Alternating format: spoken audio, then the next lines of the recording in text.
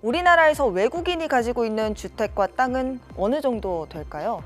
정부가 관련 조사에 착수해서 처음으로 통계를 내놨습니다. 외국인이 소유한 주택의 전체 주택은 0.4% 정도입니다. 모두 8만 3천여 가구 정도인데 이 가운데 중국인이 소유한 주택은 4만 5천여 가구로 절반을 넘었습니다. 이 다음으로는 미국, 캐나다, 타이완, 호주 순이었습니다. 이런 외국인 소유 주택은 10가구 중 7가구 넘게 수도권에 몰려 있었습니다. 이 중에서도 경기 부천에 4,200가구가 있는 걸로 확인돼서 가장 많았고 서울만 따지면 강남구에만 2,200가구가 넘었습니다. 그렇다면 외국인이 보유한 토지는 어느 정도일까요? 이 면적만 여의도의 약 90배에 이르는 걸로 조사됐습니다. 국토부는 이 조사에만 무려 3억 원의 예산을 썼습니다. 집값 급등 시기를 거치면서 이 규제 사각지대에 있는 외국인들의 투기성 부동산 취득이 더 심각해졌다고 보고 나선 겁니다.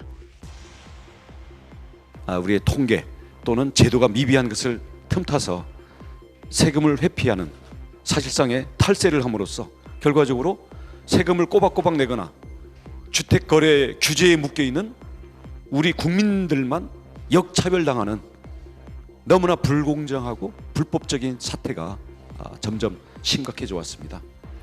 실제로 지난해 10월 정부가 잡아낸 외국인 투기 의심 사례는 560여 건에 달했습니다.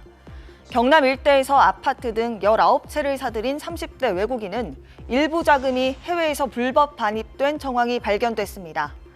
서울 아파트를 42억 원을 주고 사들인 또 다른 외국인은 8억 4천만 원을 외국에서 가져왔다고 주장했지만 반입 기록은 없었습니다.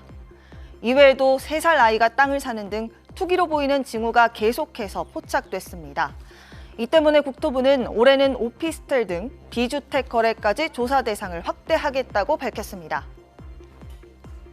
이런 부작용이 심해지면 외국인의 부동산 거래를 강하게 규제하기도 하는데요. 최근 수년간 부동산이 폭등한 캐나다는 앞으로 2년간 외국인이 주택을 구매할 수 없도록 했습니다. 우리나라도 규제를 강화하고 있는 모양새입니다.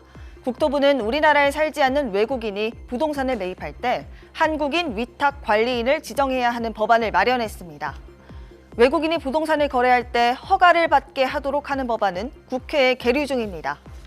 이런 외국인 대상 거래 허가제는 윤 대통령이 대선 과정에서 내건 주요 공약이기도 합니다. 다만 국제법상 상호주의 원칙에 위배되거나 차별 문제가 불거질 수도 있습니다. 뉴질랜드나 호주 같은 경우에도 이제 중국인들, 외국인들 주택 매입에 대해서 굉장히 좀 규제를 하고는 있어서 국내인을 규제할 때 외국인도 거의 동일한 수준에서 규제는 해야 된다는 방향성을 좀 가져야 될 필요는 있고요.